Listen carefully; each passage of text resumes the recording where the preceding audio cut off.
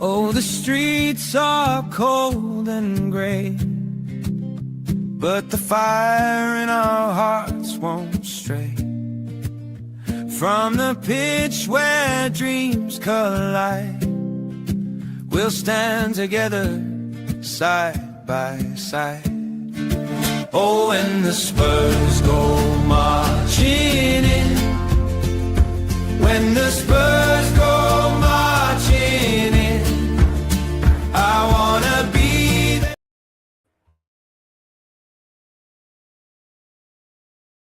Hello, welcome back to Project Spurs. It's been what feels like ages for me coming on here. Last time I was on was the end of the season, taking a couple-week break. You've obviously all had a stream without me as well, which done very well. So lads, well done. We had about 2,000 watching on a random Monday, I think it was, all talking Tottenham. So well done to the lads on here chatting everything about Tottenham. Those that followed us during the season, obviously, again, thank you for that. We've been going for about 6 months, and I didn't think we would get to past 6 weeks, but we did, and we got past the second month and the third month, and then we brought in a new squad member in Ian, and then we've somehow lost Sai to France. Phil's in Germany, Ian's in Spain, and the 3 top lads at the top here rule in sunny old England. So we've got an international affair going today. And we're going to talk all things Tottenham Hotspur. We're going to cover everything, all the rumours, all the potential new signings and all the ones that have been confirmed. Well, one has been confirmed. But we'll start with everybody. Cal, how are you? Where are you? You seem to be in some office with a headset on. Because you told me you was going to be laying in bed on this stream. So it's nice to see you out of your bed. Yeah, no, I managed to get up, dosed up on some painkillers with my back, but I'm in head office at the moment for work. I decided to stay on late to get some stuff done, so I thought I might as well join the podcast from here. So happy days. Fair play. He's in his office. That is in Hotspur Way, if anybody's aware. So this is where we get all of our intel, is Cal's office there. It isn't really, before anyone jumps on that. Joseph's back with us, a smile on his face. He's looking happy. We have survived.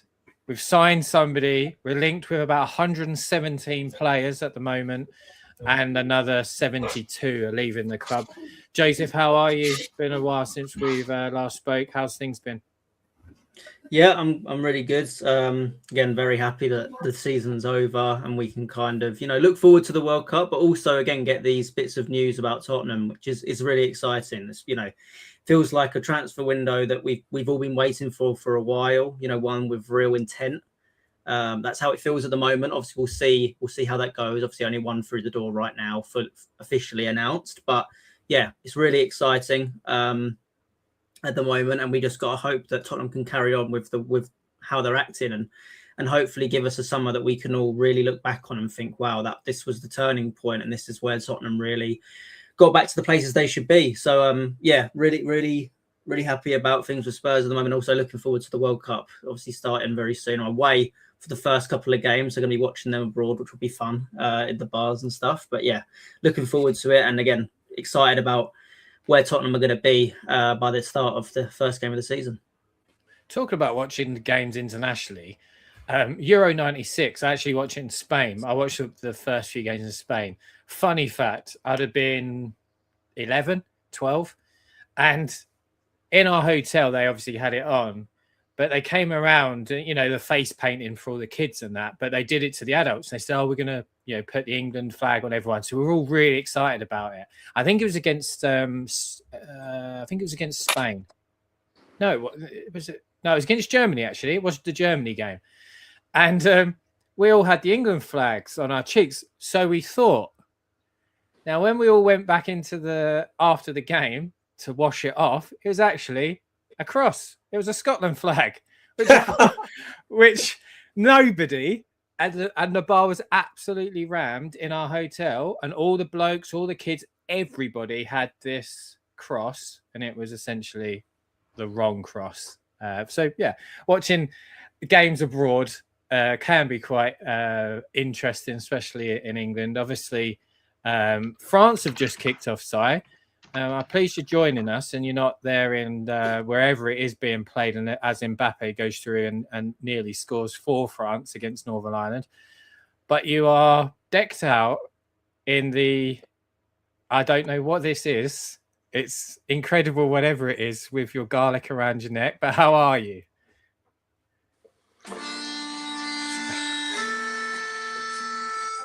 I'm very good, thank you. Bonjour. Bonjour. I'm very good, thank you, Gareth. Very good, guys, and I'm looking forward to talking about all these transfers. It's going crazy at Tottenham at the moment, and loving reading every player that's possibly going to join us. It's the most exciting part of the football season for me, is the transfer window.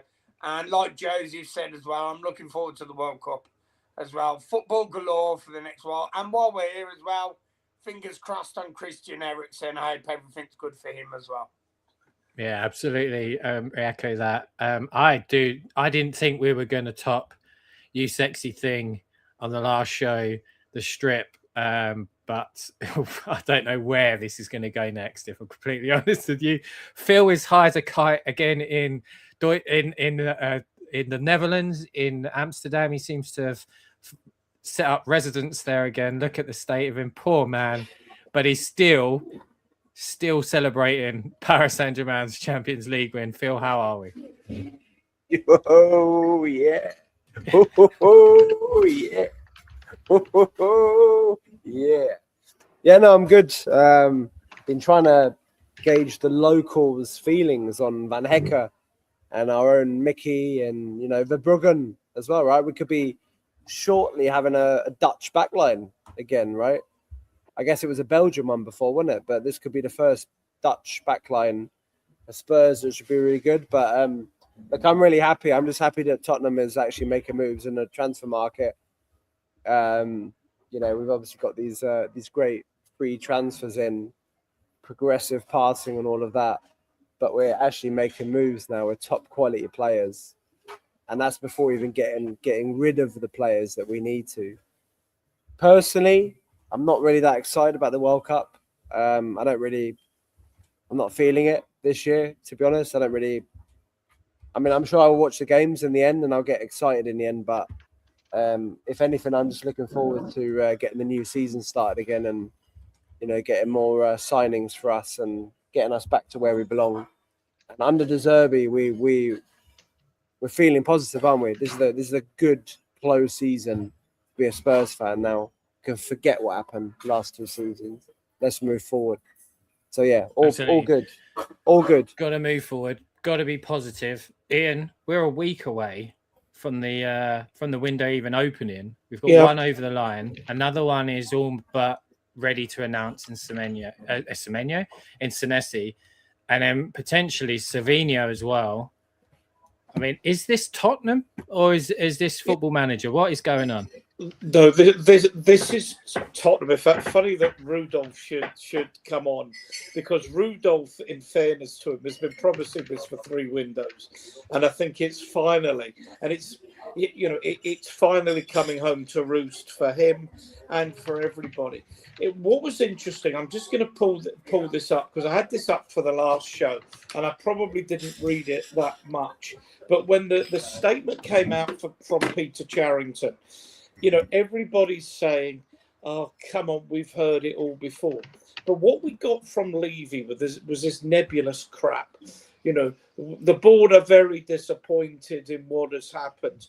The board understands the fans' frustration. The board understands that we need to be, investing in new players. The board will make every attempt to find and identify the best players to fulfill the manager's ambitions, etc. And actually, when you read between the lines, it meant absolutely nothing. Now, let's go back to this because I'm going to read it again in the absolutely Evening Harry, by the way, as well.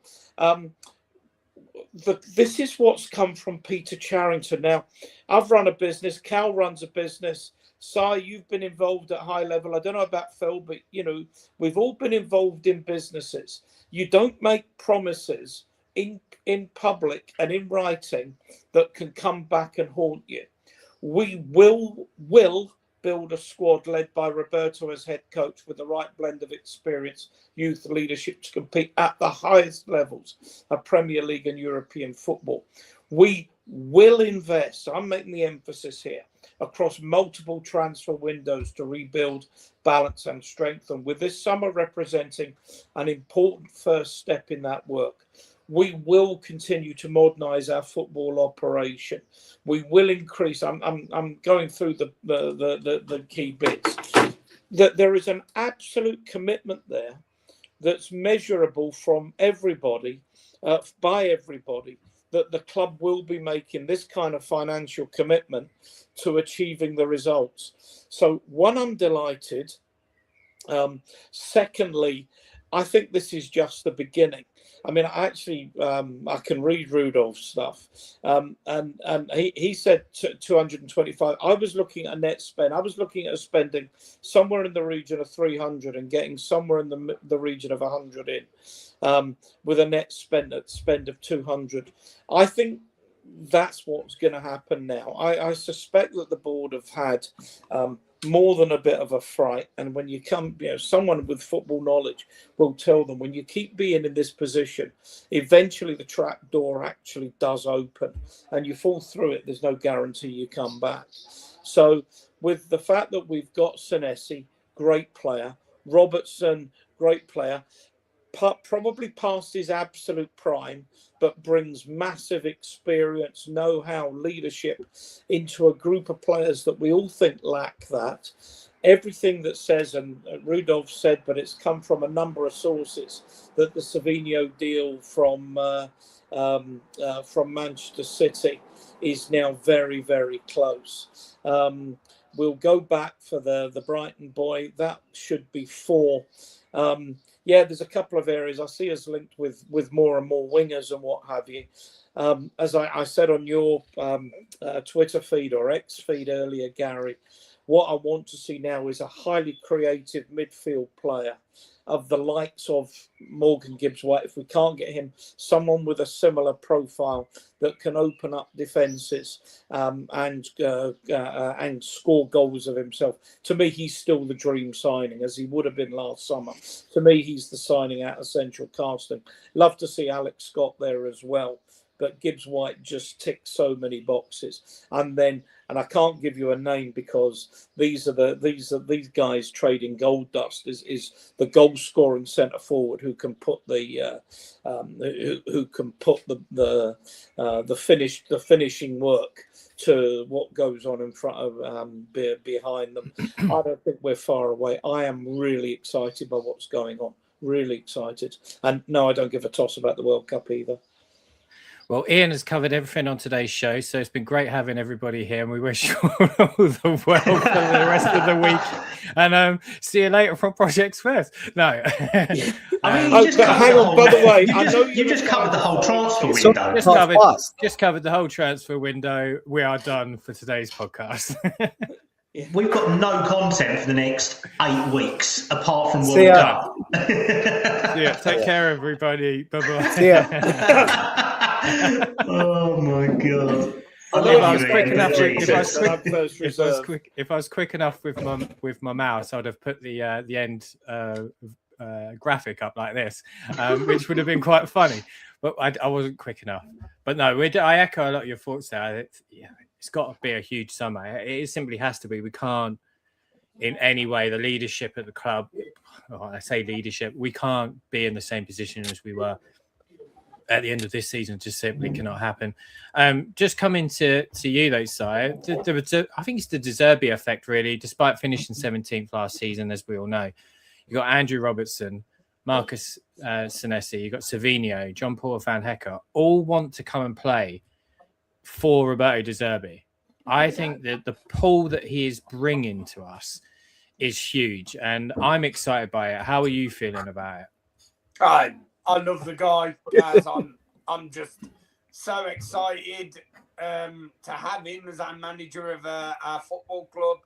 And like you said, the players, that's why Van Hecker wants to come to us.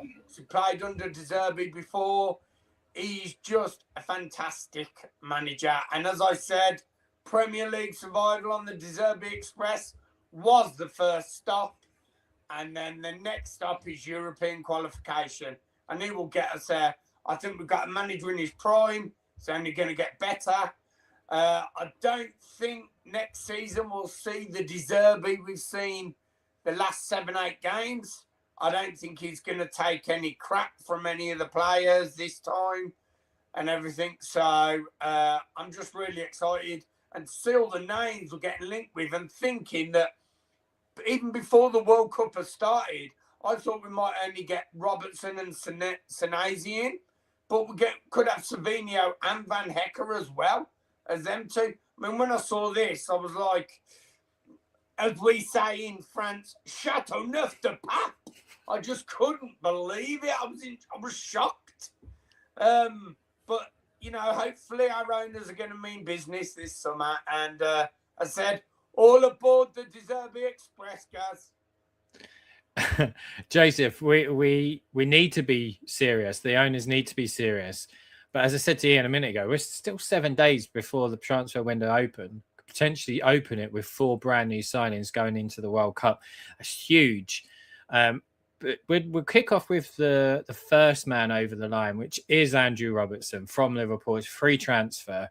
How do you feel about that signing? Yeah, I think it's a no-brainer to me. I mean, in general, like you said, this is such a big window, and don't get me wrong, it's great to see possibly 4 names come over the line before the World Cup, but it's what was needed. Like, let's be honest here, we need a whole overhaul of our squads, and that's going to be going until transfer deadline day, all the way through the World Cup, all the way through to the start of the season, and then past that. So they've made a good start in terms of what we're linked with, and obviously the official one that we all know is definitely happened, and there's no doubt that he's going to be playing for Tottenham next season, is Robertson. And, you know, I remember when it was first kind of getting linked and people were kind of turning their nose up at it. But in my opinion, when I was looking at it, I just didn't see a downside. You know, okay, I understand he's 32, but he's been one of the best left backs in the Premier League over the last decade, you know, being integral to Liverpool in terms of winning their trophies and what they've done under Jurgen Klopp and past that. You know, there's no part about it that I can't, you know, be happy about. He's a great professional. He seems like a great character as well. When you see different things about him, everyone seems to really love him. I don't see a downside. So him coming into this squad and rotating with Udogie and maybe helping Sousa and all the other young players kind of become better players in themselves and better people, I just don't see a downside on it. You know, it would have been nice to see him, you know, kind of actually in the Spurs shirt when it was announced. Unfortunately, obviously, he's out in the USA with Scotland and he'll be captaining them. You know, another part of his game, he's been a captain for his national side for such a long period of time. And that's something that he'll bring to Tottenham, is kind of leadership and his experience. So, yeah, really, really happy with the signing. I like the guy, you know, I like the player, and I don't see the downside. I think, okay, the one thing you might say is that, yeah, you don't see him improving from this point. He is only going to kind of be declining slowly, hopefully, over the next couple of years. But again, for what Tottenham need and how we do need to address nearly every single, you know, part of our squad, you need that experience, you need those leaders. So yeah, we'll definitely take him coming into this team, and hopefully he can be, you know, that kind of, you know, he can be responsible in helping some of the younger players grow and get better. Absolutely, I think he's a very good signing. I think from his leadership qualities alone, it's desperately needed at the club, I think, on and off the pitch. But I think he comes in. And when you're playing with somebody that has won everything domestically that he's gone in for almost, it fills you with confidence. It fills me with confidence knowing that players are going to look at him and he's going to be in there. And by all accounts, a very, very positive footballer. I think he's well liked at Liverpool. Everybody seems to speak highly of him. And as De Zerbi said, he's Scottish, so he's going to be a good signing. He obviously seems to like the Scottish players.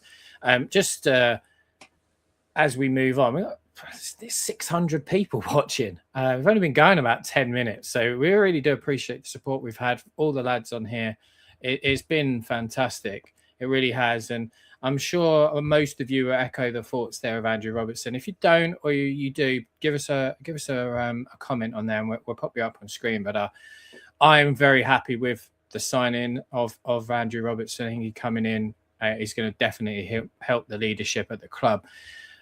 Cal, just coming to you. I'm going to stop because Chateau Neuf de Pape is putting his hands up. Yeah, Gaz, just one little thing about Andy Robertson. There's been something doing the rounds on X, I don't know if anyone's seen it, about him receiving a letter from Diego Jota's wife explaining that, that Jota will be with him because they both wanted to play at the World Cup and everything like that. If you haven't seen it, you wanna watch it. It's quite emotional, but it's lovely to see. And he comes over, Andy Robertson, as just a great guy and everything. Yeah. For things like that, professional, everything. So I think we've got a good in there, definitely. Yeah, the professionalism from him, and I think that leadership is the biggest qualities that he's bringing. Not only, obviously, he's winning a mentality too, but those things are definitely going to help us going forward. They're going to help some of the younger players, and hopefully develop and push us on into the sun, hopefully into European places. Cal, I'm just going to ask you this question that's come on here though. If there was a 20 million fee on his head, do you think we would have signed him? I don't think so, no. Not at his age.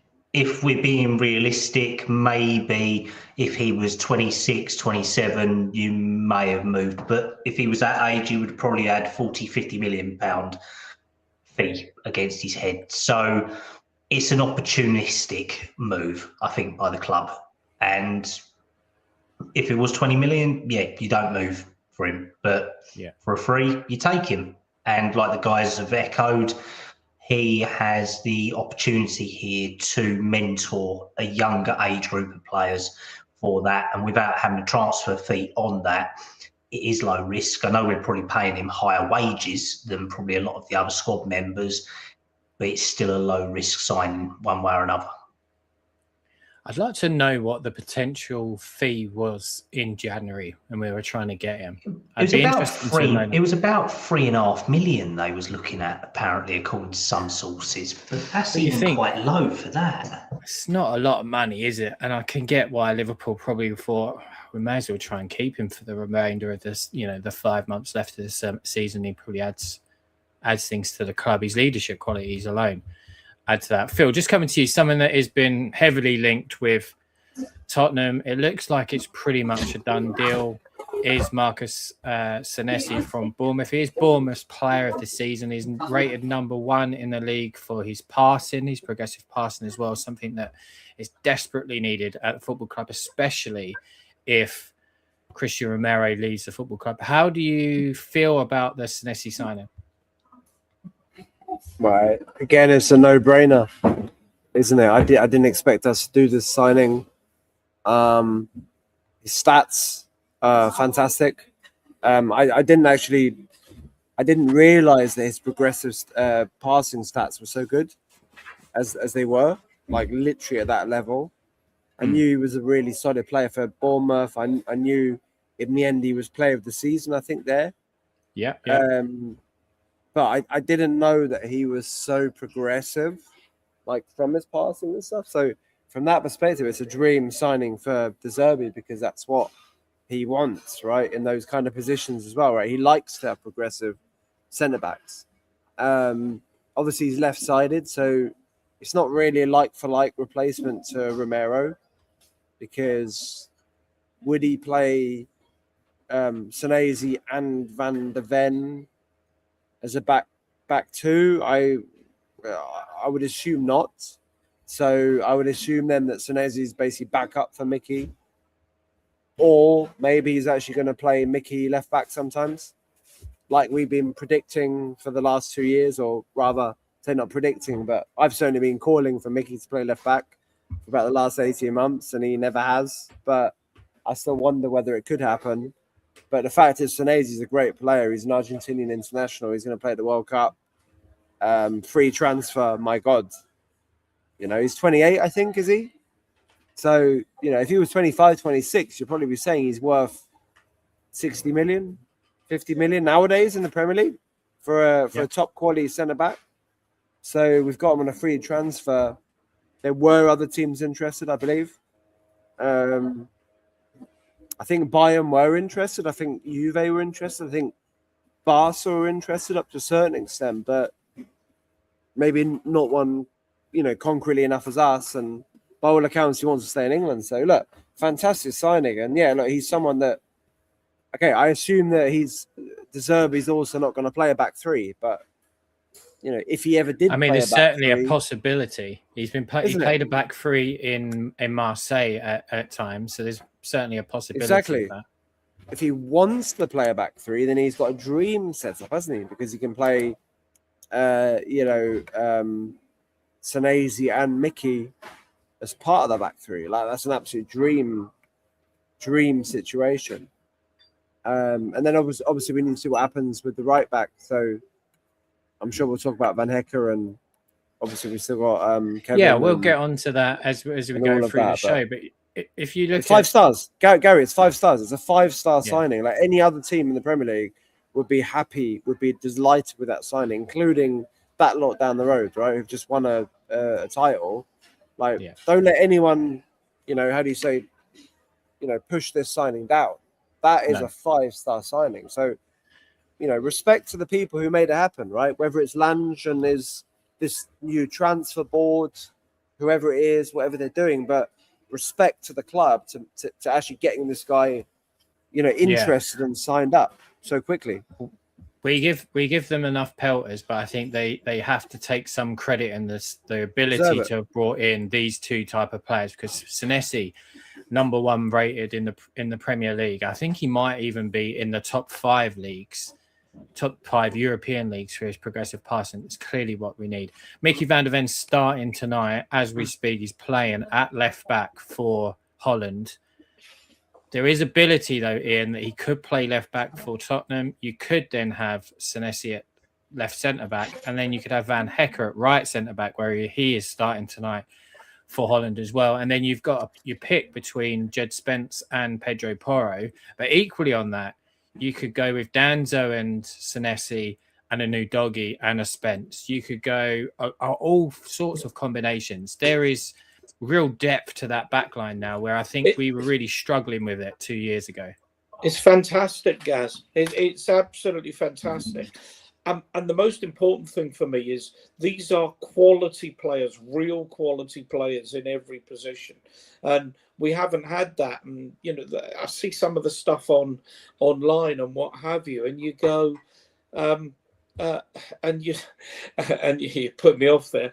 And you say people go, well, we've got cover in that position. We've never ever had that kind of backup where you can interchange the side in terms of personnel, but also in terms of formation, and not feel you're compromising quality in any respect. Whether you probably won't play Senesi and Van der Ven as as your 2 starting centre halves, 2 left footers. At least I don't think you would.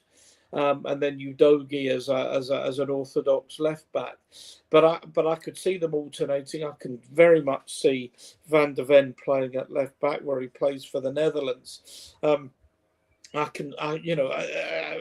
You read about what Roberto does, and it's a 4-2-3-1, but there is so much flexibility where he can go into a 3-5-2, a 3-4-3, a 3-4-2. I mean, the permutations are endless for anybody with the kind of coaching imagination that he has, depending upon who the opposition are, what he wants to achieve, whether we're home, whether away, whether we're defending, whether we're attacking. I just think I'm just so excited by being first reserve in this fantastic team of 5, and I'm hoping that I'll be pushing for a first team place by the beginning of the season, because like Tottenham, this is a tough team to get into. You can make the top row soon. The top row, love it, guys. Love it. Is coming. Phil is close, but Phil is enjoying something in Holland far too much. Sai, I don't know what's happened to Sai. He's gone from hot chocolate to David, Jason, Cy, Brummy, Spurs. So you're close, Ian. You're close. You're very, very close. Jason, just coming to you. There is a question coming from AJ. Again, AJ does some real good content over. I don't know what's going on with Phil. Breakdancing now, but AJ does some good stuff over on YouTube if people haven't seen his stuff. But just coming to you, Joseph, on it, is everybody, or are you 100% convinced Cuti Romero is leaving the football club?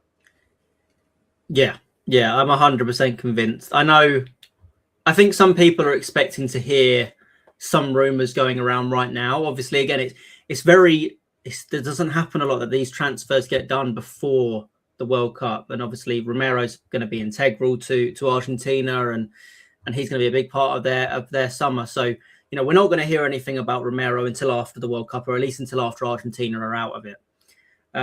But for me, I don't see any way maybe not anyway, but I'd be very surprised if he stayed at the football club. I think all parties are ready to allow this to finish. Allow this partnership to finish. We can look back and think, yes, there's some positives. I mean, we won the Europa League, and that's something we'll always have. But I think overall, when you look at Romero's tenure at Spurs, there's been more issues than he's solved, and that's a shame, because you look at his reputation around Spurs at the moment, and it's quite poor in terms of what happened at the end of the season. With him going to Argentina and then coming back for the game, which for me, I feel like he did in that situation, knowing how poor it looked on him, that the captain of Tottenham, the club captain, wasn't at the final game that was going to be so important. And the fact is, I think Tottenham would be happy to sell him right now. He's 27, 28 years old, Romero. He's kind of in the prime of his career. And I think it's the right moment to let him go and to look at just replacing him and getting, we've still got some great defenders, like we have Van der Ven, we've got Vuskovic, we've got Danzo, who's solid. Again, if Senesi comes in, that's another player that would be really, that could easily start for Spurs going into the Premier League season. So I could see Romero going, and I don't think I'll be too upset to see him go. Not that I won't appreciate what he's done for the club, and I appreciate how good of a player he can be, but everything that comes with him, the attitude and the disciplinary record, that I'm not going to miss that, and I'm happy for that to kind of go and to leave that in the background and have be excited about who's going to be coming in. So I think we should be happy for him to go. The possibilities of players coming in, Marcus Senesi's coming on a free transfer, and if we believe rumours, 50 million is coming for Van Hecke. The likeliness is we're going to sell Romero for 50, 60, maybe 65 million. Essentially, we've brought in two players that are in the top three for progressive passing in the top European 5 leagues, second being Virgil van Dijk. So if you'd have said to me, you can get 60 million and you can have Senesi and Van Hecke for that 60 million, I'd have said yes. I think they are much more calm in influence and they fit the De Zerbi style of play perfectly. Sai, you wanted to jump in for something there? Yeah, I mean, just out of interest, who do you think's better of the two? Because I'm just wondering, if we're going to be paying, say, 50 million for Van Hecke, I'm wondering how much, if Senesi was under contract, how much he'd be valued at. I would possibly rate him better than Van Hecke. I know the one's a left centre-back and the other's right centre-back, but I don't know what you guys think. And how much would it be worth? It's a difficult question, because a lot of valuations are given on contract lengths, aren't they, and things. So,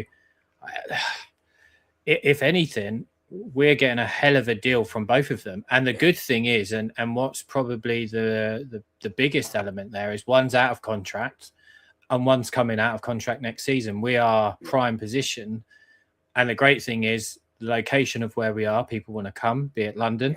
And equally, people want to come and play for Roberto De Zerbi in Van Hecke. So, I mean, you could look at Senesi at 30, 40, 50 million as well. But in terms of Van Hecke, Cal, We understand Brighton rejected 2 offers. Paul Barber announced that on Talk Sport, which I found quite interesting.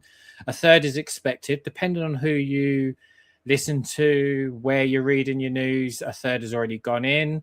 A third is expected. So let's just say 1 is on its way. The player is obviously keen to make the move. Dutch media are saying it's Tottenham and Tottenham only. He's spoken highly of Roberto De Zerbi. Obviously, when Roberto left Brighton, he went on his Instagram and said that Roberto De Zerbi had changed his life. The pursuit is obviously continuing, and it continues to fuel potential exit for Christian Romero. Where are you on the potential signing of Jean-Paul Van Hecke? I think it's a great move, to be honest. We've had the Belgian contingent in Toby Alderweireld and Jan Vertonghen. Backline stability for years on end. I know that Van der Ven and Van Hecke don't necessarily play right next to each other in the Dutch national team, but they do play as part of the same backline with Van Dijk in there. For the fee, maybe, that's been reported, it's like 45 plus 5 that could go in to get the deal done. I know we've seen a number of sources quote around about them figures. The makeup of the deal is going to come down to legal and financial points of view, but I think it's a no-brainer. And this is a sign of intent, because this was one of De Zerbi's lieutenants at Brighton when he was there. He brought him in. Now, it also looks at Brighton's business when they got him from FC Zwolle back in, I believe, 2021 or 2022. They signed him for 2 million.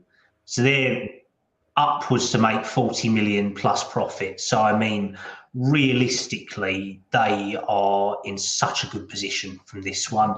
Yeah, he's turned down new deals to stay, but he's 25, 26, so he's just coming into his prime. He can actually lead a back line as well. He's a natural right-sided player, whereas Senesi's more left-hand side, I believe, as well. So with him coming in, I feel a lot more composed and confident in his ability than Romero's.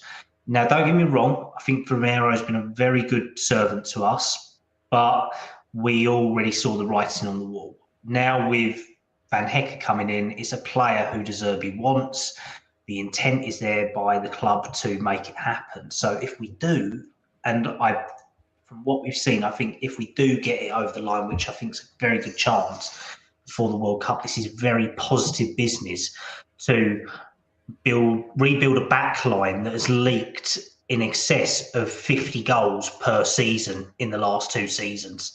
That's how bad it is. So we're taking, and we're using the strategy that Spurs used to use. We would buy the best players from the lower Premier League clubs to supplement what we had, because we know we can't go and buy an Mbappe or people like that, but we're buying the best players from our rivals, like what we did with Kudus last summer, people like that. It's a very positive step by the club to make it happen. There is reservations over some of his aspects to his game, like, for example, his heading ability and his recovery rate isn't great. He's not the fastest of centre-backs, but then nor is Romero, but he's open play, his progressive passing as well, his through ball stats. It's very much in De Zerbi's profile, maintaining control, but also pushing the game forward to keep it away from your box.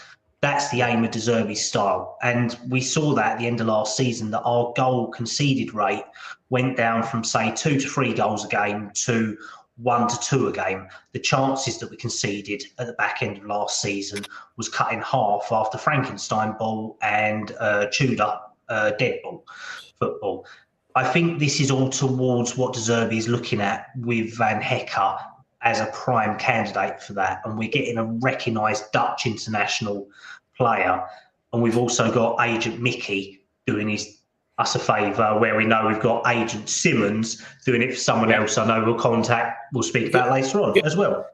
Gaz, can I ask Cal something based on that?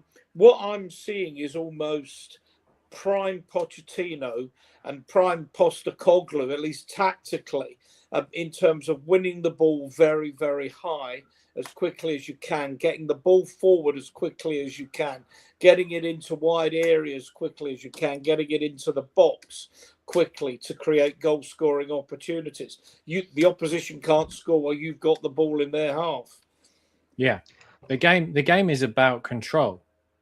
It completely. But De Zerbi's obsessiveness with control really echoes with a player like Van Hecke that comes in, because immediately he knows what the manager wants. He knows it, he understands it, he's played it, and he can teach and help other people around him. I think it's an absolute no-brainer. I think we're in such a good position that he's in his final year of his contract. So we kind of do have some of the cards we're playing here, because he wants to come as well. And by all accounts, he's told him that. So I think we're in a really good position. I mean, Gaz, just coming in, you reported quite a few bits of this from CZ, and there was the Dutch journalist who was posting it. I think it's Joe Wolf or something like that, I believe it is. I probably slaughtered his name, so I'm apologising if he does see this, but he's very much been on top of this compared to the usual contacts of Fabrizio Romano and people like that who pump it out. The Dutch media were the ones that were really pushing this from early on, wasn't it? Which is really positive as well. So the links have sped up so quickly, even after that Tony Bloom interview, which I thought was really strange, like you said, with you don't really get English CEOs and chairmen coming out and speaking about players. It's more of a German thing that feels used to in that respect from Ebel Hones. Do you think that it was him coming out to say, come and do another offer, hurry up, we want to get this done, we need to get this tied up, the player wants to go? Because the Dutch media is saying the player's told him he wants to go and he only wants to go to Tottenham. Then Barber's coming out and saying, look, they've made 2 bids and we've rejected him and we rate him here. Is it the case of, look, come and just do it quickly because we need to go and find someone as a replacement? I think that's a realistic assessment of it, to be honest, because when we look at it, like you say, the player wants to come. The player has spoken to Roberto De Zerbi in respect to that as well. Brighton have either tried to stir up a bidding war, or they're going, I want to come. Simple as that. So Spurs, you know the figure. We don't mind if you pay it in instalments of 20 biscuit packets over the next 50 years. You know the figure, pay it, then you can have Van Hecke. Then we can build by our own replacement. But we're still outside the transfer window. We don't see this with Spurs going so early for a 50 million fee, which, I mean, 50 million is probably the going rate for a squad player or a decent starter in the Premier League. Not your top level, but your sort of mid-range. But Spurs know we're at that stage at the moment. So with Tony Bloom putting the pressure on, from what we've heard from multiple contacts, multiple sources and multiple journos as well, this is what is being pushed. Spurs want to make the deal happen. Brighton want it to happen. So put the money up. Let's get it done.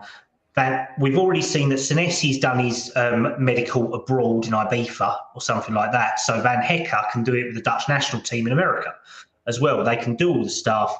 Get it done. We get the plan for the World Cup. That's the way that I see it, mate. And then Brighton can look to replace him. We may need one of Joseph's biscuits to help with the transfer while he sneaks a little biscuit in during the last information. I was annoyed because I could see him doing it, and I really wanted to ask him while he was sticking one in his gob, but I didn't get it. They're Italian, obviously, from our partner, so you know they're amazing. I'm hungry, so I wanted to have something. Jason, just sticking with you before I come to you, Si. One of the questions from Ronnie here is: will we play all 3 next season? All 3 being Mickey van der Ven, Marcus Senesi, and Jan-Paul Van Hecke. Do you think all 3 could play together? I mean, possibly. I can't see De Zerbi doing that. I feel like he's always kind of been a back 4 type manager. He has obviously a set way style of play that he likes to kind of stick with, and it involves his fullbacks kind of inverting. And maybe that would work well in a free at the back. We don't know. It depends how he wants to innovate and how he wants to use the players. So there's no reason why we couldn't. I think what is clearly necessary, I think we can all see, is that the injury issues we've seen at Tottenham are massive, and we haven't had enough squad depth So having these amount of players, especially when we come back into Europe, hopefully in the future, you've got 4 or 5 solid players that you can trust in any kind of game, and that's what you necessarily need. The one thing I wanted to say about Van Hecke, and this isn't to say I don't like the signing, because I do. I think it would be a great signing. The only thing I think, and it does kind of just echo what other people have said, I just think Tottenham need to be careful of what that price goes to, because the fact is Van Hecke has 1 year left. Brighton, he's not going to sign a new deal at Brighton, let's be honest here. If he doesn't join Spurs this summer, or he doesn't join any other team, he will just leave on a free contract and he will go somewhere else. He's a great player, yes, but he is not complete in every aspect of his game. There are a couple of things there, especially his speed, his, like people have said, his recovery pace and different things there that aren't perfect. So, you know, there's been rumours, if they're rejecting 50 million, I don't think you should be going too much higher than that. You know, I think 50 to 55 million is what you're going to be looking at. And I just think if you're going to start looking higher than that, you should have a look at what else is out there. Because for 65, 70 million, there may be some true world-class players that you could possibly go out there and get at that price range. So that's the only thing I think Spurs need to be careful of. And people will say, and I understand this point of view, oh, well, we need to go and spend money. If this is how much it costs to get a player, fair enough, go pay it. And I do understand that. But Tottenham have so many holes they need to fill this summer. So many holes. It's not just a centre-back. You need a midfielder. We need a winger. We need possibly 2. We need a striker. There's so many different positions. We might need a goalkeeper for Kari Edwards to go. So many positions need to be addressed. You cannot spend all of your money so quickly on a couple of centre-backs because there is financial fair play. There is something that Tottenham are going to have to deal with. And let's be honest, that's probably going to become even tighter considering we finished 17th for the last 2 years. You know, so there is things they need to consider, and they need to make sure that price doesn't go too high, because for me, he's a £50 million player, and that's okay if you can get that over the line. But once it starts getting more and more, for a player with 1 year left, I just don't think it's worth it. I think you need to consider the prices you're paying, because again, Savinho for 50 million, if you get Van Hecke for 50 million, then you've got, you know, who else? We'll see. You know, a striker is going to be at least 50 to 60 million. Another winger, if you look at that, if you look at a deep line midfielder, that could be 70 to 80. So the amount of money we're going to be paying is going to be ramping up and up and up. So that's the only thing I think you need to consider. Yeah, Phil, just coming to you. There's obviously, De Zerbi said at the end of the game there was probably 10, 11, 12 players that he wanted to keep and he was happy with, which to me shows there's going to be an exodus here. But as Joseph covered, and also what Ronnie's asking, Brighton potentially are trying to hold out for 70 million. I don't think they're going to get 70 million. I think 45 plus, I don't know, 5 or 10 add-on is about right for someone into their final year of his contract. But where are you? If they are holding out for 70, knowing that we're probably going to get 60 for Romero, effectively it's £10 million we're spending. Where would you sit on figures there? Because to me, I'm not too fussed on it, but I get the argument. I agree with Joseph in terms of the fact that I don't think he's more than a £50 million player, like based on the market and where he is at the moment. I can't see us paying 70 million for him. I mean, that would make him practically a record signing, right? With 1 year in his contract. Like, as Joseph said as well, like, I'm not going to name names now, but you'd think there'd be other defenders out there, you know, for 70 million you could you know, get in, right, into our club, right, for that amount of outlay. On the other hand, he's 25 years old. He's obviously a Dutch international. He partners Mickey at a national team level. I know he doesn't start many games still because Virgil van Dijk is still kind of first choice, isn't he, on the right? Yeah. Well, tonight Virgil van Dijk's playing the left of the back four. Mickey van der Ven's playing left back, and Van Hecke is playing the right of the right of the centre back. So potential they could play together. Yeah, reality is that Virgil van Dijk's he's gonna drop off though, isn't he? Like next couple of years. So he's not going to be starting games for Netherlands, I don't think. Van Hecker is the natural replacement. I don't think there's anyone else in the squad of the Dutch who would come in and kind of take that role. He's 25. Mickey's 24, 20. Mickey's 25, I think, as well now, probably. So they're both similar age. He turned 26 today, Van Hecker, apparently, according to Emmanuel. Okay. Verbruggen is... Happy birthday to him. Verbruggen is 23 only, or 24? Yeah. I think, potentially, if that was the topic. But I don't know, like, the thing is, if we're prepared to pay the money now, if this board is prepared to put the money down, I think there's no doubt that Van Hecker is the guy that we want, and the guy that, more importantly, De Zerbi wants. You know, he's gone clearly, hasn't he, into this club, and he said, I want Van Hecker. I know him. He's worked for me. He's tapped him up in the background, hasn't he? Van Hecker's desperate to play for Spurs. He's desperate to play for De Zerbi, I would say, right? He's not desperate to play for Spurs, but he's desperate to play for De Zerbi, and obviously he'll be happy to play for Spurs and live in London. So, you know, the great thing is that De Zerbi's gone in there and the club are backing him. I think that's the most important thing. Whether it's 70 million or 55 at the end, I'm actually not that bothered right now, because I think the bigger case is that, you know, is if the club's going to pay the money to get the players in that De Zerbi wants. However, I think that's the biggest point. That's the biggest point, isn't it? Get the players that he wants. Just do it, right? If he says, I want that player. I do agree with Joseph, though. Maybe it's just the old part in me. You know, you don't want to like spend 20 million too much. Like 70 million for a, you know, 26-year-old Premier League defender who is obviously very good, and you know he plays for his national team. 70 million. I mean, that's not, you know, that's a lot of cash, though, isn't it? That's a lot of cash. But again, Alex Scott. What's Alex Scott going to cost if we wanted to buy someone like Alex Scott at the moment? He'd probably cost 55, 60, 65. What do you have to pay? How much did Madueke cost? Sorry, I don't want to talk about that a lot, but just throwing it out there, he cost 50 or 52 million, right? These are the salary. These are the to be figures. fair, though, everyone did think that was stupid. Yeah, but that's the figures in world football right now. What to be fair, one thing I'd say. Go on. Well, so no, one thing I'd say.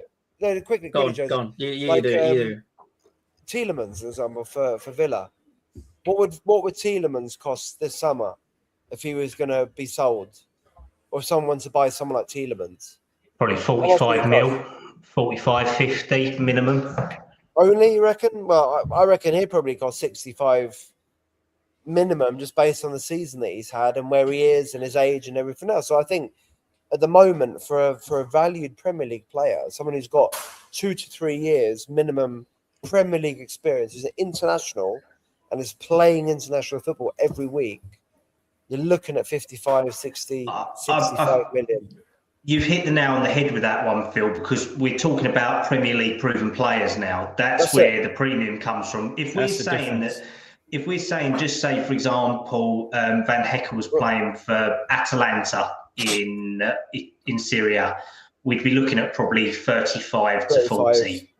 35. Yeah, we're paying a 10 to 15 million Premier League tax on top of nearly any player that you want for proven Premier League quality. That's what we're paying. So you should be paying that for Premier League proven players, because that's what we need to progress, right? Yeah, we 100%, guys. I totally agree with that. Yeah, we do want that Premier League experience first and foremost. But I do sort of agree with Joseph more in the base that he's just got 1 year left on his contract. I would not pay 70 million for him when he's just got 1 year left on his contract, because we know the longer the contract, the more the fee is usually, isn't it? 50 million, yeah, like you said, 50, 55 million, I think is the going rate nowadays, but 70 million. I'm just trying to think of it in this way. Romero. We're selling Romero at 60, and we're going to spend 70 on a replace. We're spending £10 million. Yeah, but Romero's. Don't get me wrong. I like Van Hecker, and I still want him. This isn't me saying I don't want him. I think he'd be a great signing. He's proven it a bit more in terms of internationally, in terms of what he's done. You're going to be paying more. And also, the one thing I would say is, would you pay more than 70 million for Van Hecke if he had more than 1 year left on his deal? Would you, if he had 2 or 3 years left, would you be paying No. 80 to 90 million? No. No. 70 If you was, million is if you how was much- Chelsea, No. you would. But Yeah, well, do Chelsea you is not stupid. take into account? Chelsea are the reason Go on, these Ian. fees are existing. Do you Go on, not Ian. take into account the fact, though, when you're doing your sort of your big picture sums? And I think it's to me, I'm getting a feeling this is different to the Levy, where he's micromanaging every aspect and every penny.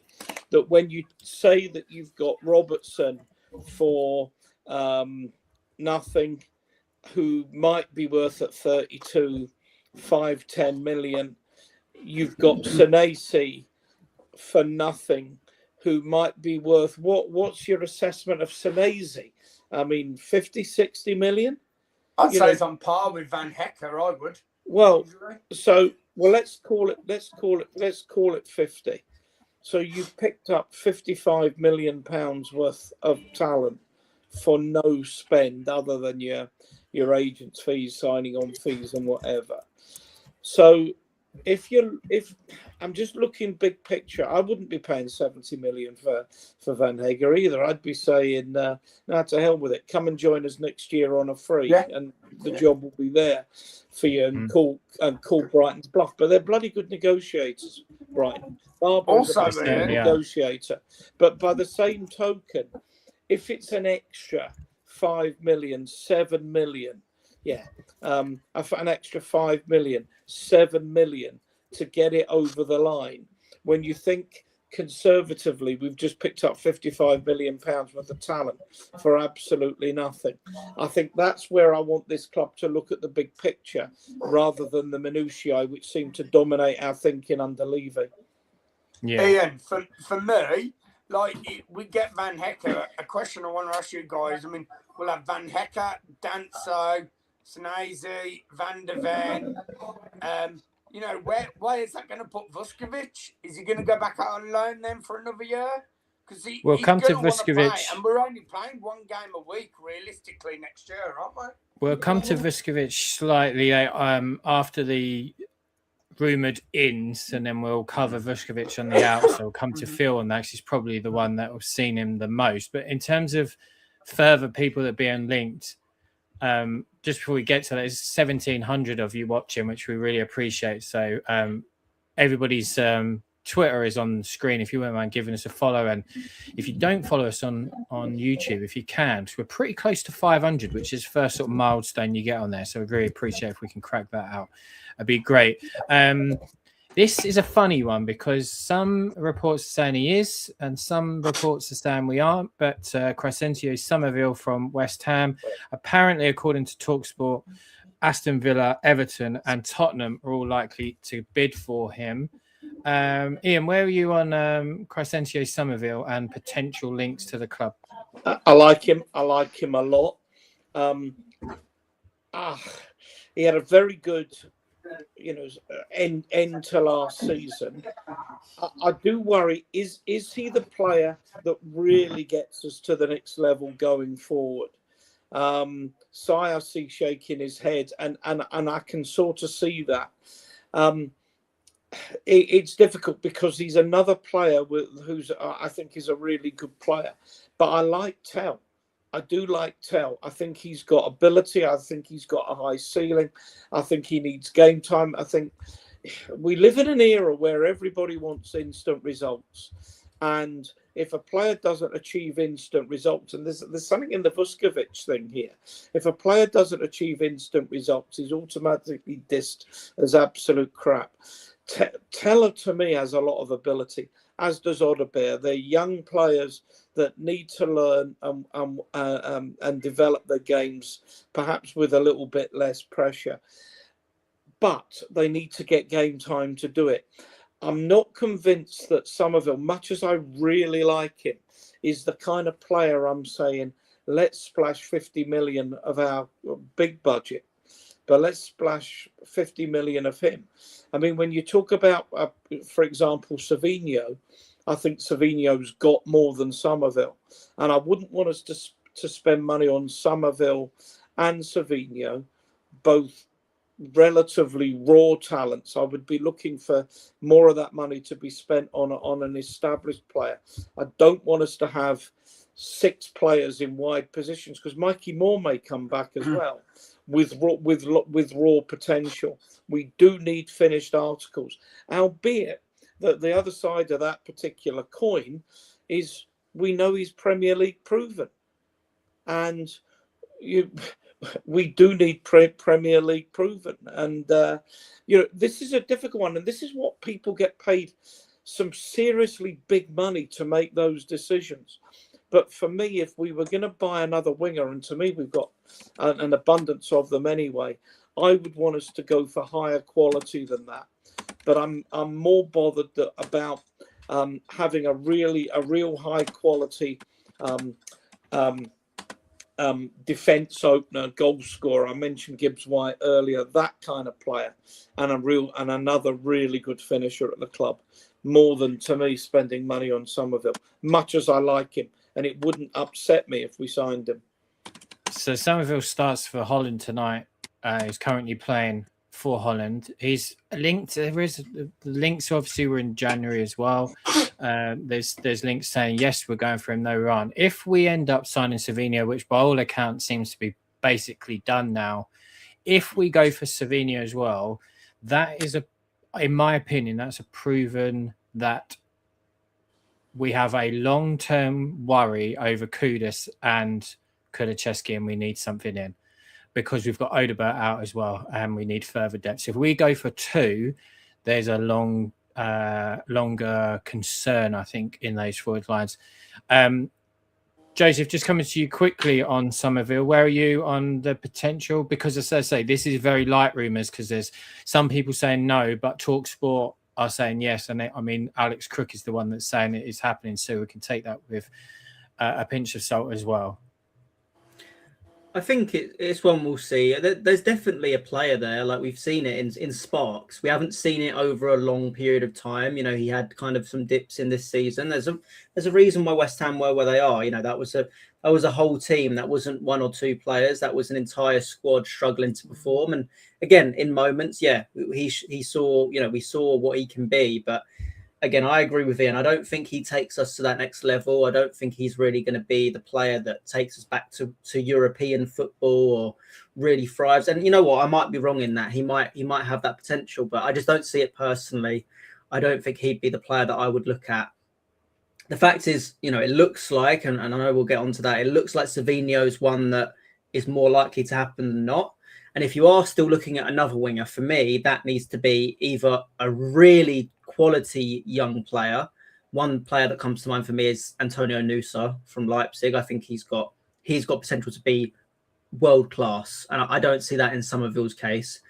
Or you need to go for an established player who's maybe a bit older that you can trust, like a Harry Wilson. I think that's a no-brainer if Tottenham could look at getting him. I think that would be a quality player, 29-year-old, prime of his career, and you know what you're going to get. There's no kind of umming and ahhing about his potential and what he could be. Is a player that you know is going to deliver when he's on the pitch. So I would stay away from Somerville personally. I think West Ham might not want another player coming to Tottenham as well after the whole Kudus thing, and I think that might be make it a bit more difficult for Spurs. But I think there's other players out there that you could look at. I don't think Somerville's the best option. Phil, just coming to you, because Joseph made a good point there, as did Philip Duggan here. I've spoken about Harry Wilson as well. He's come off the season of his life, really, for Fulham. It's available for free. Fulham have offered him a new contract. Obviously, he hasn't signed it, so that ends in, 3 weeks' time. Harry Wilson can come in on that right-hand side, play immediately, but also then be a good competitor for Mohamed Kudus on the right-hand side. I'll take him in a heartbeat on a free. Same as these other 2 players that we've got in on frees. I mean, he's somewhere there in the league who's available. He's proven. He's got skills. He's played for a big club, Liverpool. He's done it for Fulham this season. He's probably happy to sit on the bench, to be honest. At least, X amount of time, but be at a bigger club. Harry Wilson would be perfect for what we need. I'll be going for that in a heartbeat. But I don't know. I haven't seen too many other teams linked with him. I mean, bearing in mind he's like literally out of contract. Why is there nothing? There's no noise. I Sorry, heard there's- Villa were after there's him. no, but there's Ah, no Villa. smoke though. There's no. Fulham have offered him a new contract. They announced today they're released and trying, who they've offered new contracts to. There's a chance he could stay there, but obviously, we'll wait and see on They that. haven't got a manager I found that as well. available, Don't know about anybody else, but I found the way that they announced all of those people leaving is quite disrespectful. I think it's in a very American football way of these are the people leaving, these are the ones that it felt very non-league. It's very drafty sort of thing. It's like a draft setup. It's not a professional way to do it, I don't think. And it's kind of like their social media manager just decided, right, this is who we want, this is who we don't want. Bye. Like Raul Jimenez has been a great servant for them. They just stick him on a list like halfway down it saying he's not staying. Bye-bye. Like I just found it quite disrespectful. But that's Sorry, me. Gary. In terms Gary, just quickly, the only other thing about Somerville is if we signed him, and I don't know what they're talking about transfer fee levels for him, because I haven't really seen any fees bandied around for him, but I would just see him as being a classical waste of transfer spend signing. He's 25 years old. He's not 21, he's 25. Yeah. He's making his second game then for Netherlands tonight. I think he made his debut recently. I know some players can come in later and hit their peak later, but like Ian said, he doesn't move the needle for us. No, and I think he'd be someone that you would have within a squad, because if we were to bring him in, I think there is a glaring worry over Kudus and Kulusevski, which means Savinho can play on that right and Somerville can play on the left. Trust in Tell then, though. Rather than loaning out Tell, trust in Tell, get Odegaard back from fitness, and trust in those guys, right? With Kudus coming back, with maybe someone else coming, with Mikey Moore coming back. I don't know what's going to happen to Mikey Moore. We haven't talked about him. Is he going to get loaned? Is he going to get integrated? He's good enough to get integrated, right? Let's have a look at the potential outgoings. We've got two left in terms of him coming. Obviously, we've covered it. It's been covered everywhere. The Savinho deal looks to be close with all major outlets covering the story. The player wants to move, as does Van Hecke, and it's reported to be around 50 to 60 million. I'm happy with that personally. I think it'd be a good signing. Someone else that's been linked with us on and off, Callum, is Hayden Hackney, from Middlesbrough. It seems to be one day we are linked with him, one day we aren't. Today we've seemed to be again linked with him. Where are you on Hayden Hackney? Good player, definitely voted best player in the Championship last year. So there's definitely someone there who has been looked at by Spurs' profile scouts. But the links, especially from more reputable sources, are saying he's more arching to stay up north towards Everton or Villa or Leeds, I think, the clubs that are looking at him. I like him. I think he would be a very good player. Does he fit the profile, though, of what we're looking for? And honestly, I don't know what profile we are looking for as a midfielder. Do we want a 10? Do we want an 8? Do we want a 6? We thought we had the Paulinho deal sorted for a 6, so then it would be that progressive midfielder.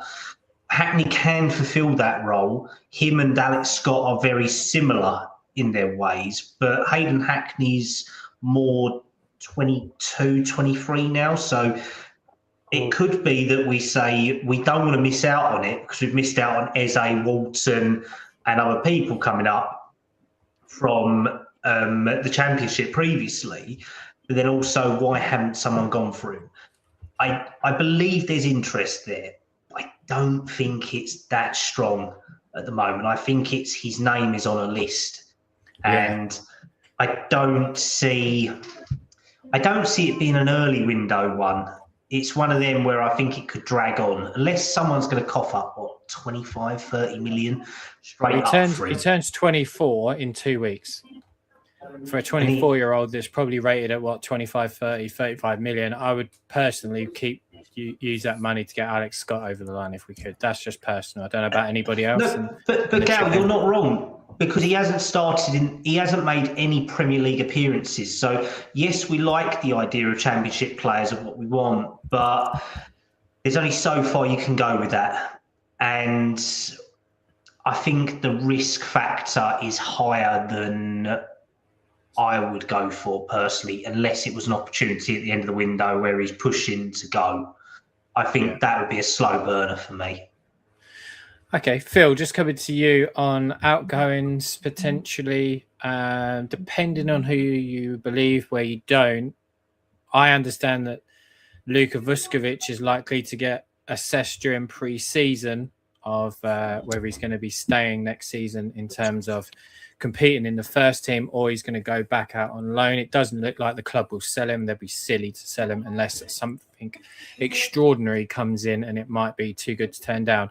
You've obviously watched him probably more than all of us, being that you're in Germany. Where are you on him currently? Because I'm not convinced he's ready to start in the Premier League. I think there's a pace. He's not got the pace for it, and I think going back out for another year will probably be good for his overall development. But where do you stand on him? Fully agreed.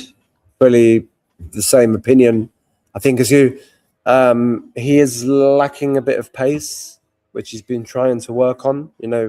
He's been working with specialist trainers, coaches to try and get his explosivity, acceleration up. I don't think he's ready to start multiple games in the Premier League.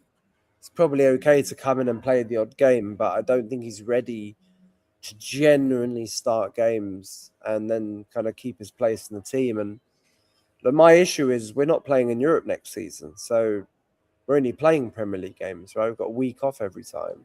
So if we're getting in Van Hecker, and which we will, I mean, I'll be very surprised if that signing doesn't work out, right? He's clearly going to be first choice.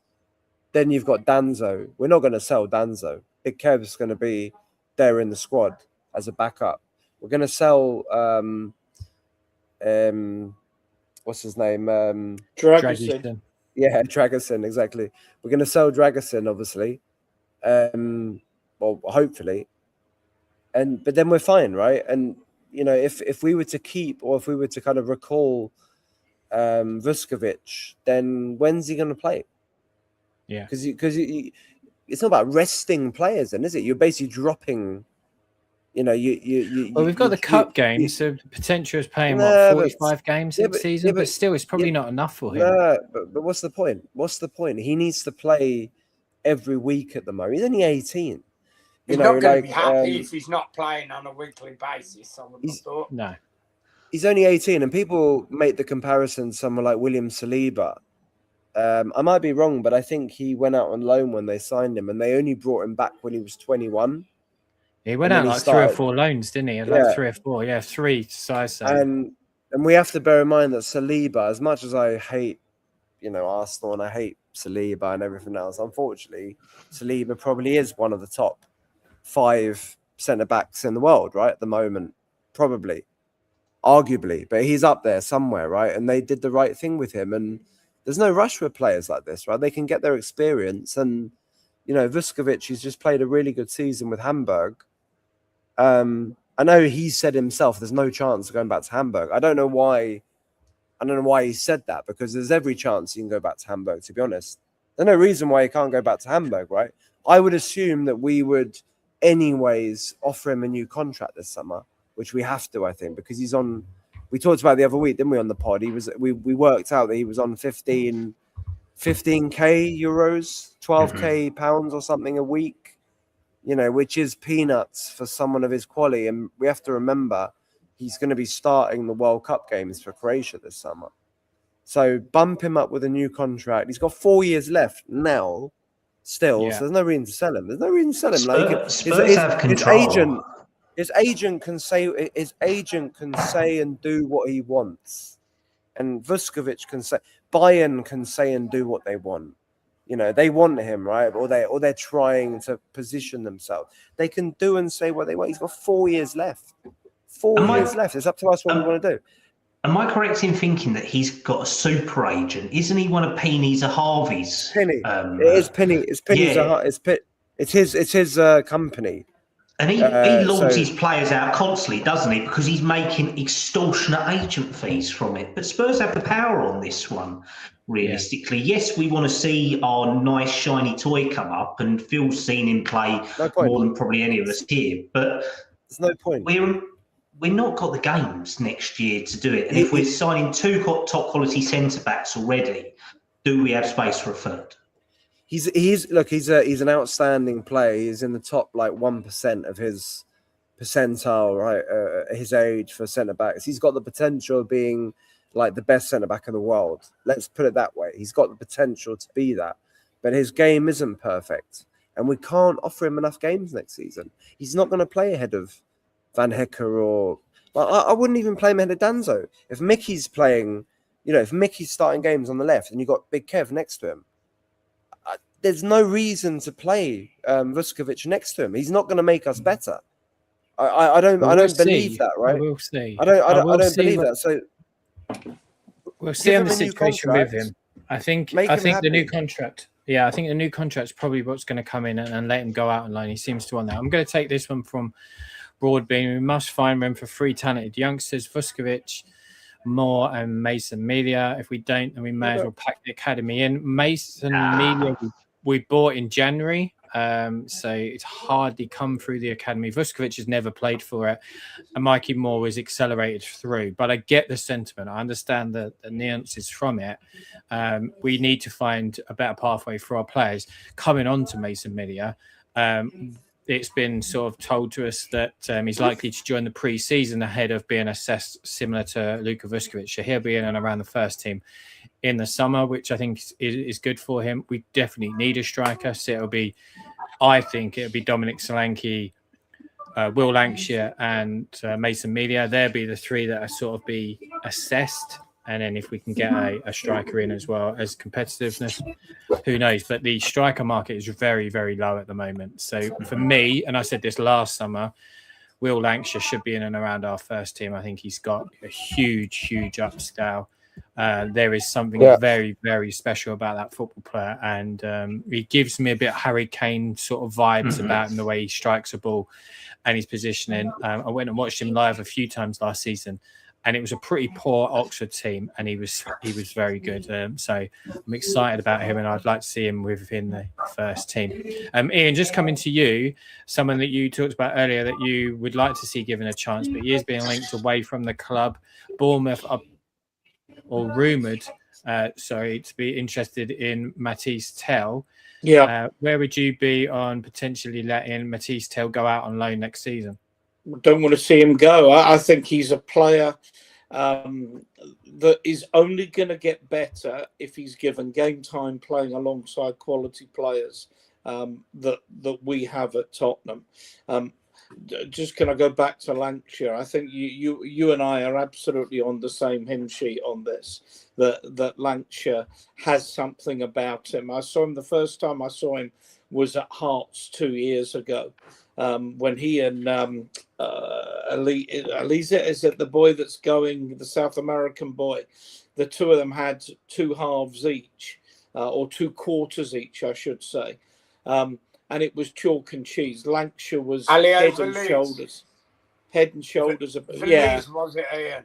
Yeah, the South American boy is just on his way. You're obviously only getting a snapshot. But, you're looking, and I've mentioned this about Lancashire, some of his movement and what have you is Kane-esque. Now, some of that would have been learned playing alongside Harry on the training ground or watching Harry on the training ground. But he does have something. And as I say, when he stars in what was a relegated Oxford side, I'd certainly like to see him given an opportunity. I suspect Melia, for all the comment about the academy, he's not really an academy player in the sense that we signed him from St. Pat's as a 17-year-old or a 16-year-old, and he's now 17 or whatever. So he's a player I suspect will need to go on loan. And I think we talked about this on your X feed, Gary, that he needs absolutely critical that he gets the right loan. that it's pitched at a level that suits his ability now. We know there's another one with a high ceiling, but he gets a club that's going to give him plenty of game time. Because if he gets game time, then he can only develop. Sitting as a bench warmer, he may as well sit in our stand and watch our players play. And that's going to, whether that's lower level championship, whether that's top of the League One, whether that's even Scotland. Scarlett was at Hibs at the end of last season, really did very, very little there. So he's probably one that does need to go. But maybe at a club like Hibs, which you're playing a half decent level there, that might be the kind of club. Again, with its sort of Irish, the Hibernians, the Irish connections. That's the kind of level I'd like to see him go at. Assuming he doesn't score 22 goals in 5 pre-season games, and we think we better keep him. Well, there's a possibility. Phil needs to drop off. So, Phil, thanks again for joining us from Thanks, guys. From Holland. We'll see you next week. See you next week. We are just going to finish up now. We have 2,341 of you watching, which is fantastic. Back to back over 2,000. So thank you so much for joining us. Joseph, just coming to you because it is Serie A based. Radu Dragusin has been linked with Fiorentina. Where are you sitting on potential of Radu Dragusin leaving the football club? Yeah, let's be honest. I think it would make a lot of sense. As much as I had actually some quite high hopes for him when we first signed him. Because I know Bayern Munich were wanting him at the same time, and we got the deal over the line. It felt like a bit of a coup, really, for Spurs. Obviously, for a decent fee, but thought we had a real player on our hands. And I actually do think there is a player there. I really do. I just think the system he came into at Tottenham did not suit his play style and what he was great at. And unfortunately, he never really got his real chance to kind of, get going at Spurs. I think he'd be a great defender for a true defensive team, even in the Premier League. I just think what maybe De Zerbi wants from his players, playing out from the back, and especially from what Postecoglou wanted from his players when he came in, he just didn't suit that style of play. And I hope he does well. Obviously, he had a big injury, an ACL injury, didn't he, and was out for a long period of time, which was a shame as well. It just never really worked out for him. So It's okay to see him go. The one thing I will mention as well, if we're talking about the Serie A, I know it's a bit off topic, but there's a lot of links with players from our club as well as players from Juventus going the other way. So there's a lot of links. Obviously, Vicario has been linked with Juve. Juve obviously aren't going to be getting Alisson. They were trying to get him from Liverpool, but then that's not going to be happening. So they're either looking at Martinez from Aston Villa or possibly Vicario. So that'll be interesting. And there's been kind of like little links here and there about Jonathan David and possible players from Juve coming our way. I'll be honest. Also, Vlahovic is a big one that a lot of Spurs fans are kind of talking about. I'll be honest, as a Juve fan and like looking at them, Vlahovic is a good player. He didn't have a great start to the season and struggled for quite a while, was a player that they were looking to get rid of. And then the second half of the season, he was very important and he ended up performing quite well. So I'm not against it. The money he wants, though, is crazy. He's looking at 300 to 400k a week. It's just not worth it for the player he is or the player he's shown to be.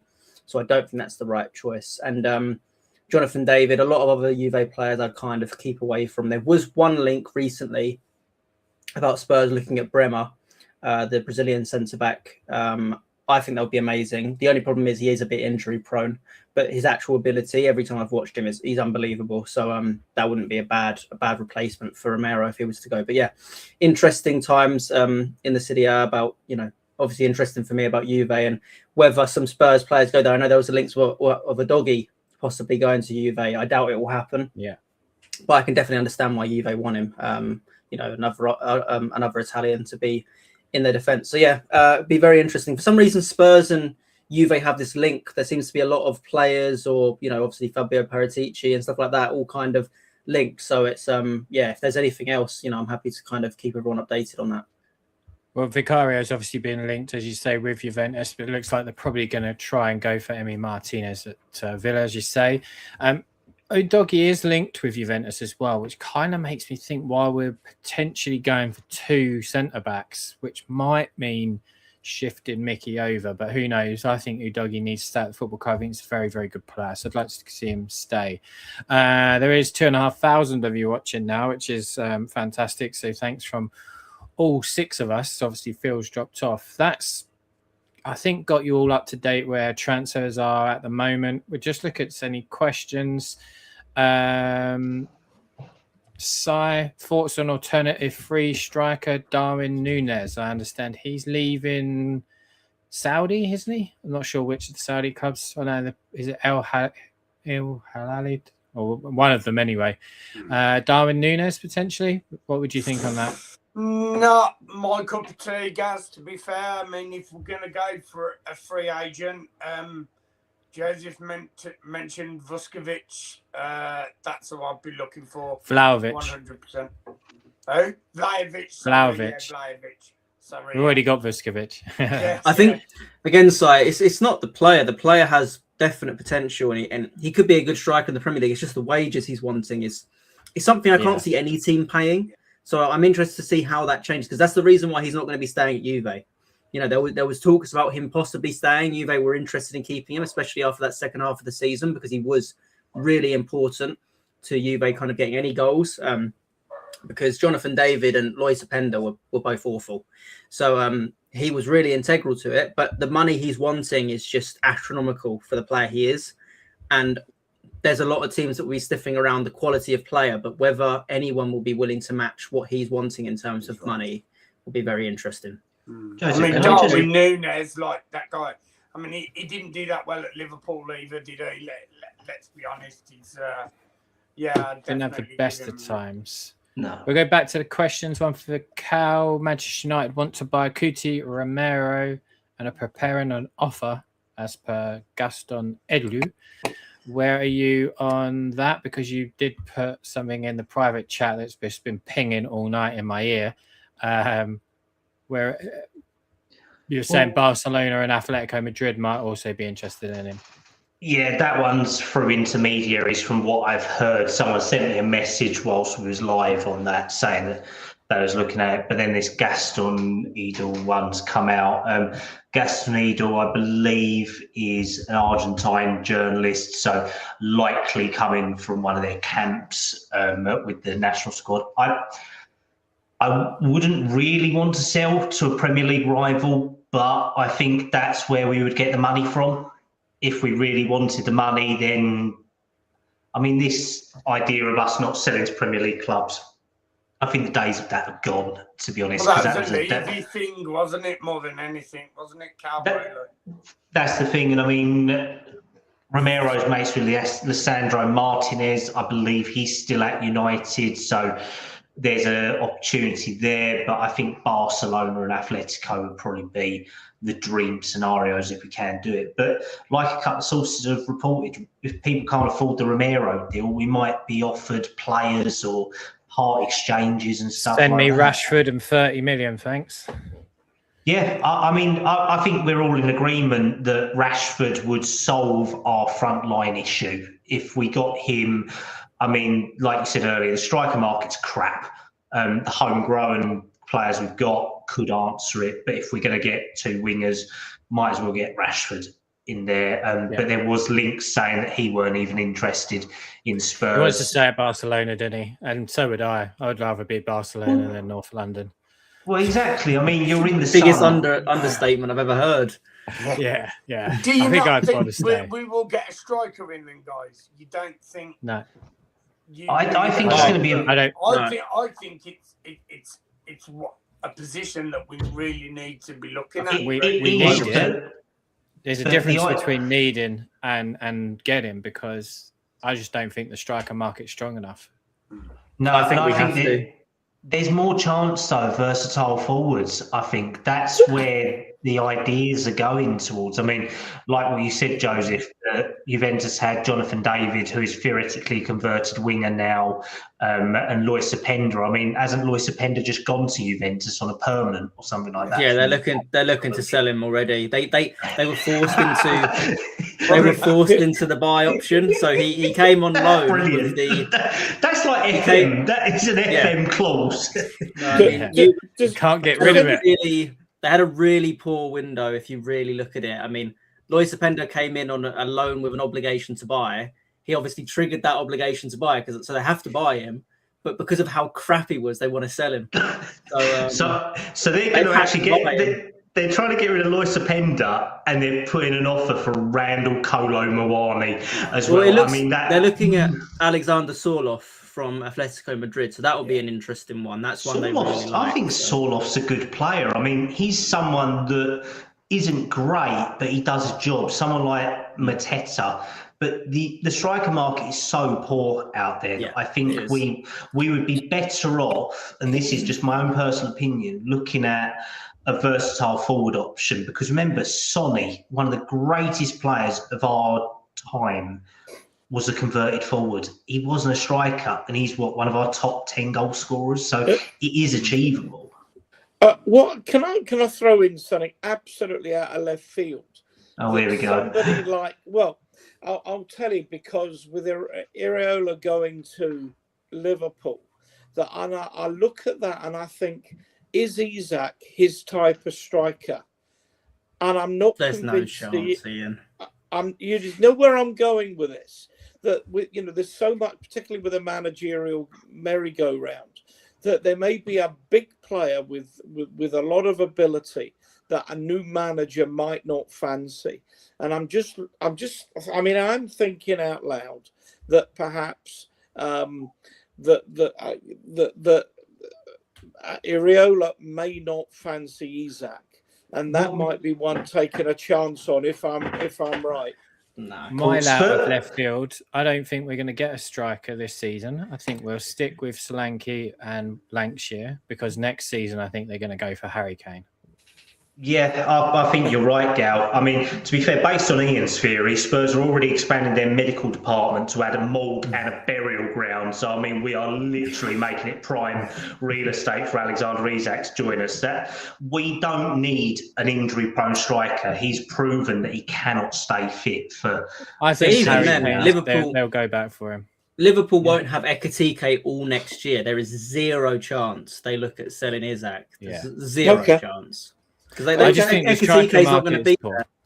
You're right. The The striker striker market is poor, but Spurs, I understand that, there might not be. Solanke can score goals. He can score goals if you feed him. If you give If him he the can stay opportunities, he will score if you give him the opportunities. And Will Lancashire will put that ball in that net if you give him opportunities. We've got to have people behind them that can provide them opportunities. Yeah. That's from the left, that's from the right, that's in the number 10, and that's from a progressive midfielder. If we can get those areas fixed, fix the back line, fix that creative issue, the striker and the goalkeeper, we can see us through to next season. Or in January, January's not going to happen, but in the summer, and then reassess. So I think the markets might open a bit more. And if Kinski isn't for us, we can look at a better goalkeeper. If Solanke hasn't done it when we've fixed the issues behind him, we know, okay, this is not working because he was scoring before. Can we get Harry back, or can we get someone else and assess it? I don't think we need to. In an ideal world, we can do everything, but to get the striker that we want, we need European football, and we haven't got that now. So let's get through. I know that sounds horrible. We've got to get through. We should be throwing money. But we've got to be realistic in where we are. I mean, the worst thing is with Phil going, he's obviously our German football expert, but apparently Bayern have been trying to get Kane to sign a new deal for about 12 months now, and he hasn't signed it. And there's still this reported release clause in there. So not this summer, like you say, Gal, but next year there is an opportunity. It makes sense to me. Get us back into Europe. It's an opportunity for him to come home. Even if it isn't him, it's somebody else that's of a caliber to get us to the next stage. I don't think Solanke's the right person to get us to that stage, but he's probably enough to get us through to somebody being available. So I just don't think there's enough in the market available. I mean, look at what De well, Zerbi did with Evan Ferguson. Evan Ferguson was like the biggest hit going. Fallen off a cliff since he stopped playing with De Zerbi. Is he still playing in Italy? He's I played think for he's at Roma, Roma, isn't he? Roma, I think he's on loan there though. So I mean, they have just qualified for Champions League though, so but he hasn't played that much. But you know, you look at that caliber, what he was able to do with him. Can he do that with Lancashire? Can he do that with Melia? Can he do that with Solanke? I know this isn't what we want to hear. We want to say, well, we're going to spend 100 million on a striker. But the reality is 100 million striker is not coming when we don't have European football. So let's fix the areas behind and then slowly progress through in the rebuild. But anyway, we have been going for 90 minutes. I know we all want to go to bed. We all want to go and get a drink, probably, Ian. There is 2,600 of you watching. Thanks so much for watching us. There's everybody's Twitter feeds, handles, whatever you want to call them, on screen. Please give us a follow. If you can, give Project Spurs a subscribe on YouTube. That would really help us. Love to get to 500 before the end of the transfer window. Transfer window opens next Monday. We'll do some shows in and around the transfer window and obviously during the World Cup as well. But yeah, again, thanks everybody for joining us. 90 minutes, good chat with everybody. Anyone want to cover anything before I press the magic end stream button? No, obviously just a big thank you to everyone that's been watching. Just go and follow everyone on here as well. We all do it for the love of Spurs, so if you can, just go and like and subscribe, and we'll keep doing more shows for you. Yeah, absolutely. And you never know, we might be able to get new things happening in the summer as well. But from myself, Callum, Joseph from the top row, from the bottom row down there, Ian and our resident Brummie fan, and then our stoned German fan supporter. Thank you so much for joining us. Who knows where Phil has ended up, and Syed just, I don't know what is going on. Anyway, Au revoir. Au revoir. Bonsoir, bonsoir. Or as Delboy would say, bonjour. Bonjour. Mange too, mange too.